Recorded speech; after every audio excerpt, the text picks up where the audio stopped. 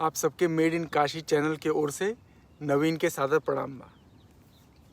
आज भोजपुरी में एक ठे कविता आपके सामने सुनावल चाहत है। कविता का शीर्षक बा लइकी दिखाई के रसम। ये कविता के जरिए बियाह होए बदे लइकी के पापा, लइकी के मम्मी कौने कौने भाव से गुजरे नी ओ भावन के छुए का प्रयास भयल बा। कविता के पहला भाग सादर प्रस्तुत हो। लइका खोजाई। बचिया के हाथे मेहंदी रचावे के बा, बचिया के बियाह करावे के बा। बचिया के हाथे मेहंदी रचावे के बा, अब बचिया के बियाह करावे के बा। पापा के कंधा पर भार पड़ल बा, उनके माथे क रेखा रोज बढ़ल बा। बेटी के त केहू इहाँ फेंकी नाही अइहाँ, अब बचिया के माई के कवन मुँह देखइहाँ।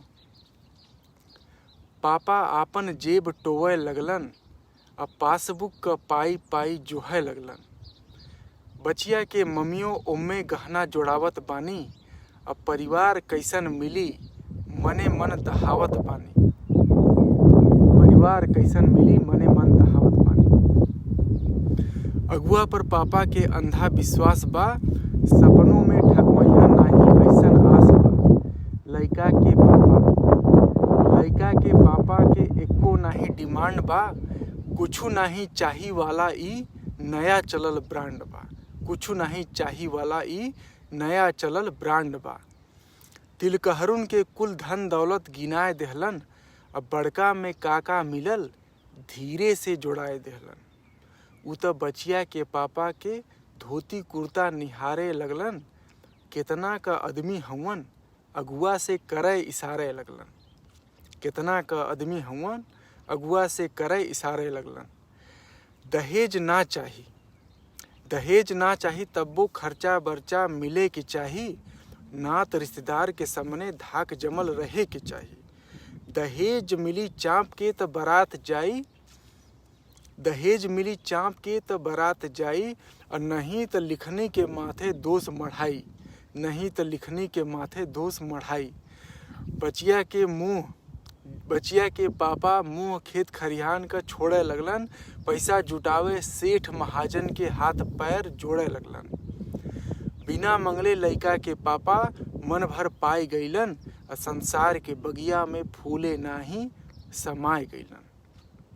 बिना मंगले लइका के पापा मन भर पाई गईलन, संसार के बगिया में फूले नाही समाय गईलन। पैसा तो उनके चाही पर परिवार के बड़ा दाब बा। सबके लइकी ऐसन चाही जैसन बिना कांटा गुलाब बा।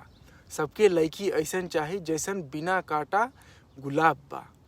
बियाह होए से पहले लइकी देखे के रिवाज बा, और सेवा संस्कार का लिस्ट गईल साज बा। सेवा संस्कार का लिस्ट गईल साज बा। अब कविता का दूसरा भाग लइकी में काका खूबी चाही, ओकर पूरा लंबा लिस्ट तैयार बा। वो लिस्ट में काका बा। उल्लू नियर कान चाही मुँह में नाही जबान चाही।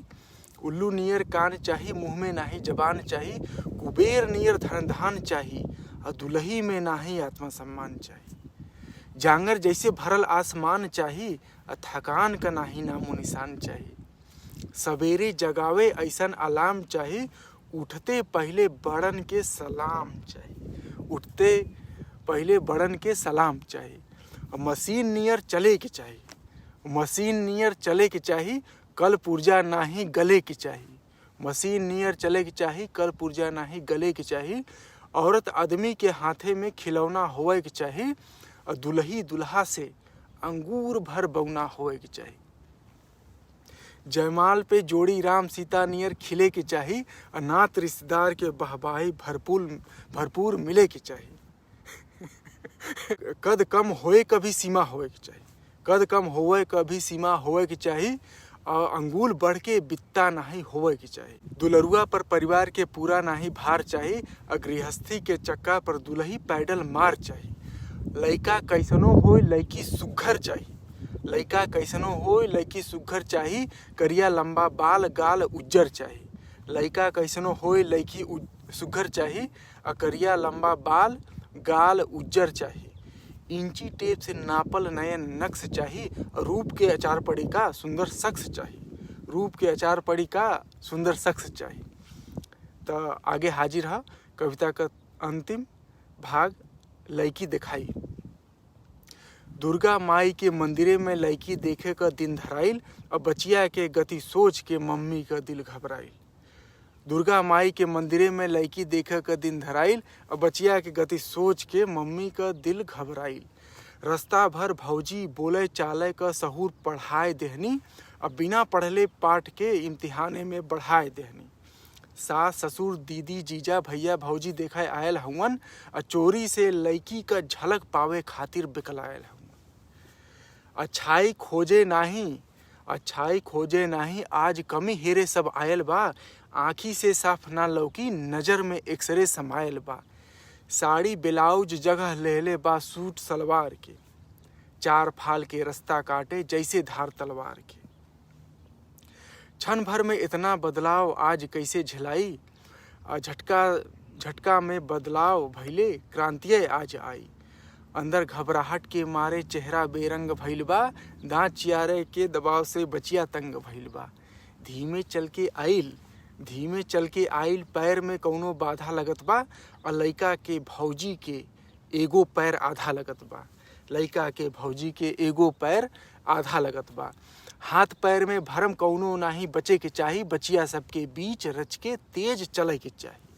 कम चले लेकिन मुंह में थकल जबान चाहिए। कम चले लेकिन मुंह में थकल जबान चाहिए। मनमाना रेडियो नहीं ई बाजा पर कमान चाहिए। इतना परखात बा कि लड़की नाही कौनो प्रोडक्ट बा, पैसा पाई गाहक तब्बो प्रोडक्ट हो सकेला रिजेक्ट बा। चलाए फिराए बोल बतियाए के लोग चुपाए गईलन, अंगूठी दियाई कि वापस जाई चौपाल लगाई गईलन। बचिया पसंद ना आईनी का मम्मी सपायल बानी, बचिया पसंद ना आईनी का मम्मी सपायल बानी। फिर से ए दुर्गति से गुजरी बचिया डेरायल बानी। बचिया पसंद ना आईनी का मम्मी सपायल बानी, फिर से ए दुर्गति से गुजरी बचिया डेरायल बानी। जोड़ घटाए के लड़की पर मोहर लगाए गईल, ऊ अंगूठी बचिया के अंगुरी में सरकाए गई। जोड़ घटाए के लड़की पर मोहर लगाए गईल, और ऊ अंगूठी बचिया के अंगुरी में सरकाए गई। तो ई रहल कविता लड़की दिखाई का रसम।